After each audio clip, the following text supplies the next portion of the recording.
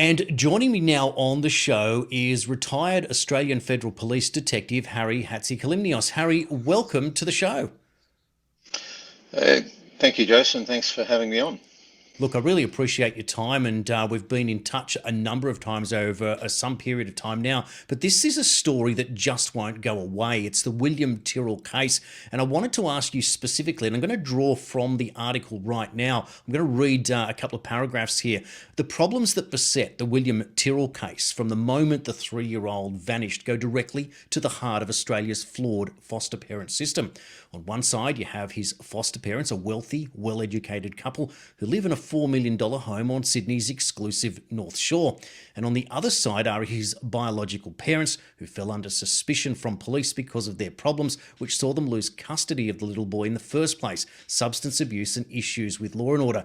Harry, it's the foster mother in this particular case who's now pled guilty to 2 charges of assaulting an 11-year-old girl in her care. Now, the problem we have here, it's not the parents, and it wasn't the parents, it was the foster parents in which William went missing. What is law enforcement missing in all of this? Look, I'd like to think that they're not missing anything. The fact that they've been on this case for a while now, and we've got this going to court with this particular instance, tells me that obviously the police are still there, they're still working on it, and I'd like to think that they're getting closer by the day to try and get to the bottom of it. But one would like to know from when these allegations first arose, and we're going through the system, what was actually what was the foster system doing as to assessing, especially with the William Tyrrell case, assessing the suitability of individuals in these sort of circumstances as well.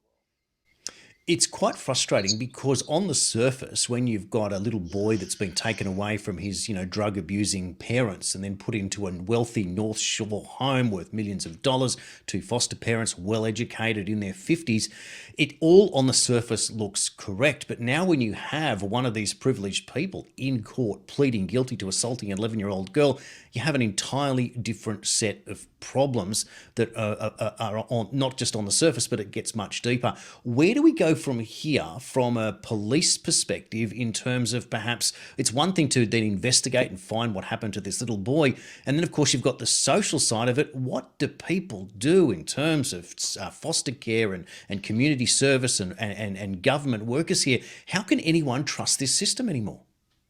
Allegedly, they engaged in having bidders there on their behalf to obviously, which is to push the price up. So conduct. We've got conduct. There seems to be a bit of a pattern.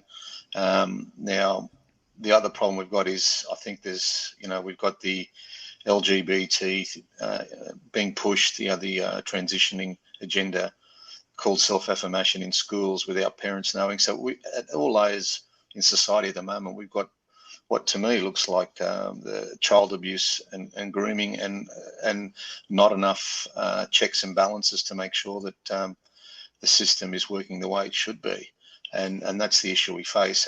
And there's all this secrecy that surrounds these issues, and we've got the 90-year suppression orders, which comes back to paedophilia, and the 2 royal commissions into child abuse. So we seem to be coming back to a constant pattern, and I think that's the nut that we need to crack open.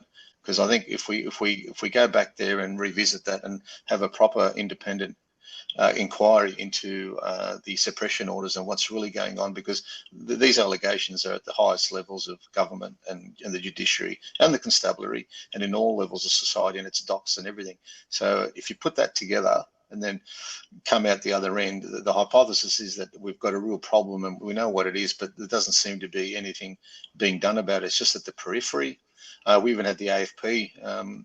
There's a story there with the images being put out asking for assistance. Obviously, there's children that are being held against their will or whatever, and we've seen what's happened with the Sound of Freedom.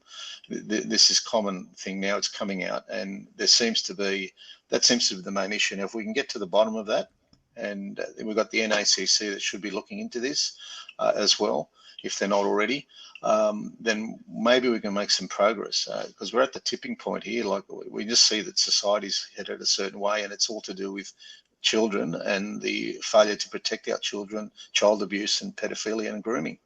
Harry Hatzikalimnios, thank you for your time today on World Series News. Thank you for having me, Jason.